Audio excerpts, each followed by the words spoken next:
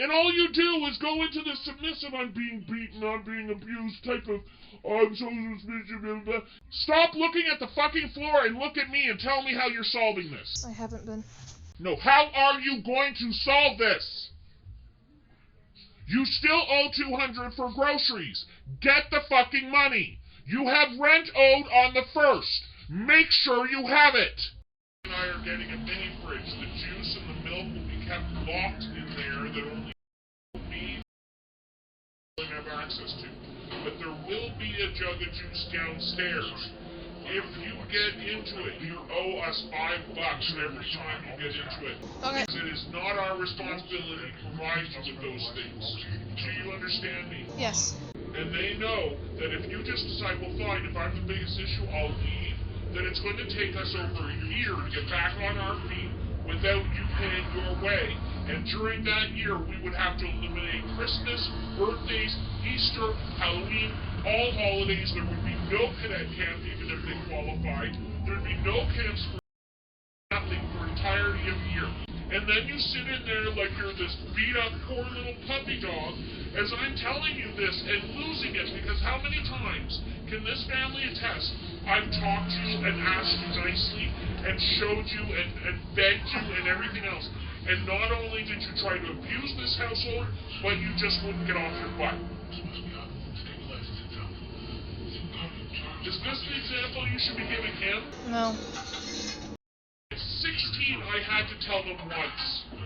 Have they even asked for snacks since? No. You can't look at me and go, well, I've been through trauma and I've been through this, and so I went through more trauma than you have in your pinky finger by the time I was 23. $800 to $1,000 a month, that's it that you've got to provide for you to have food, a roof over your head, internet, cable, and so on, when we're paying. And all we ask is for you to pay a little bit. If you are out on your own, that $800 would maybe cover rent. My job just gave me free shifts. I don't give a fuck. Where's the money? And you giving me the bullshit of, well, you know, you don't have to make that food. I'm going to go to the food bank so you don't have to provide that food. That doesn't make it so we can pay for their food, does it? No. Eliminating one meal or 3 meals for one person does not end up giving us cash to be able to buy the food that we need to, does it? No. So how does that solve any fucking thing? How? Doesn't. See, this is what I mean. Look at them. This is exactly what they did in the bedroom. They look like a 4-foot puppy because I'm being called out finally on my shit. And Mom has no more ability to give a shit. Okay, so honestly, this is probably one of her nicest lectures. And one of her shortest. I have some that are hours upon hours long that I'm still working on editing.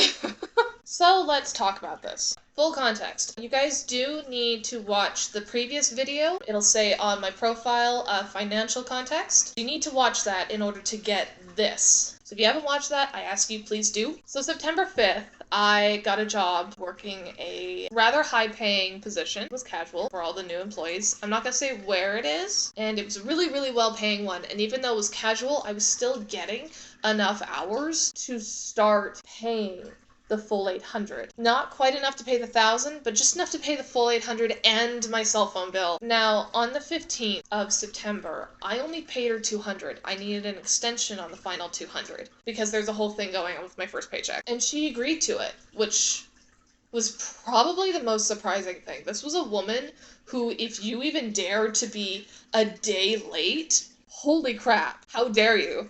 Problem was, when the extension came to an end, there was a problem at my bank specifically. We couldn't do e-transfers and we couldn't take money out. I think it was like a computer issue they were having, but nobody could take money. You couldn't even go to the bank to take money out. Basically, everything was frozen for like 2 days. On the 15th, I couldn't send her money because then the government program would see that in her bank and would be like, where are you getting that extra money, honey? As you heard, that was her lovely reaction to the extension. I was led to believe when I moved in And this was the whole point why we were doing this. The second 400 was for my food.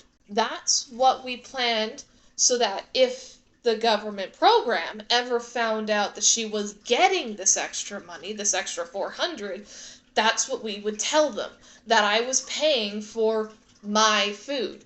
I didn't know how long the problem with the bank was going to take, which is why I brought up the suggestion, hey, I won't eat your guys' food. I'll go to the food bank and get food from them. But then she starts going off about how are they going to pay for the kids' food. That money wasn't meant for the kids' food. It was meant for my food. That was the whole point. So that if the government program ever found out, they'd think that I was paying for my food. Why am I paying for their food?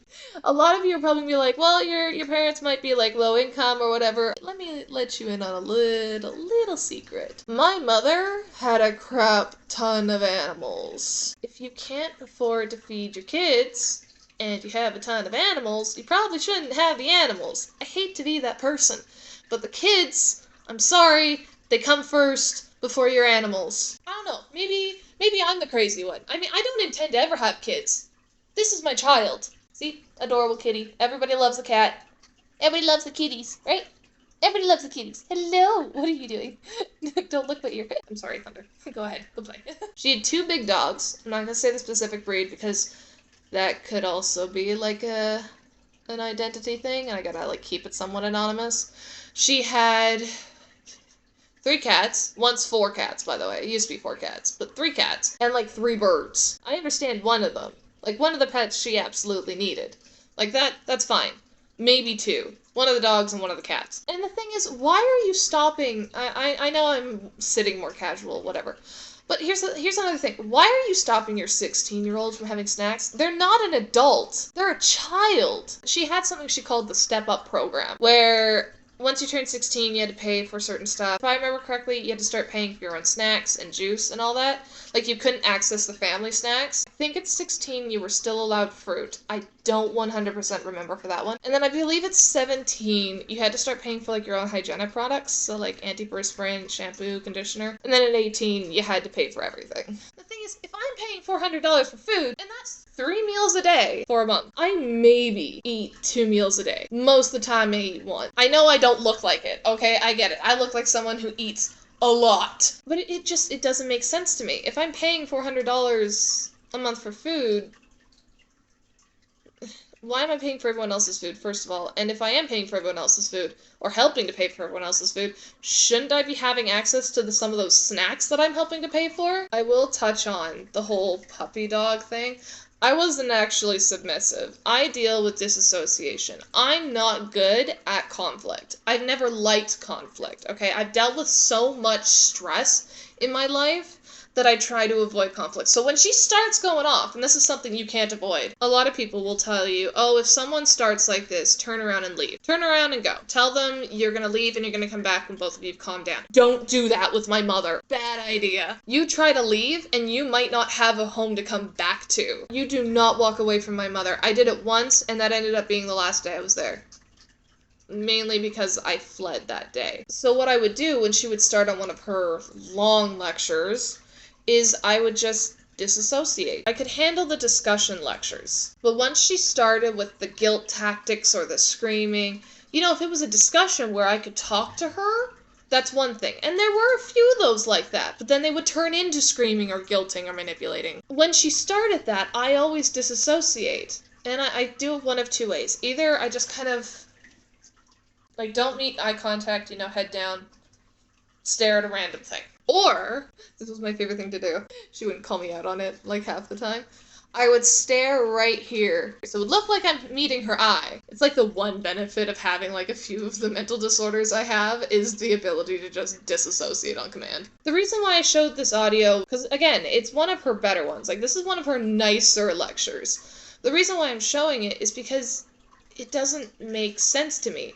Editor Everin here, I just want to let you guys know that we had this agreement, but there was no contract, even though I begged her to let me sign a contract. All there was a ledger thing where we would write down what I owed and what I had paid, and that's what I would sign.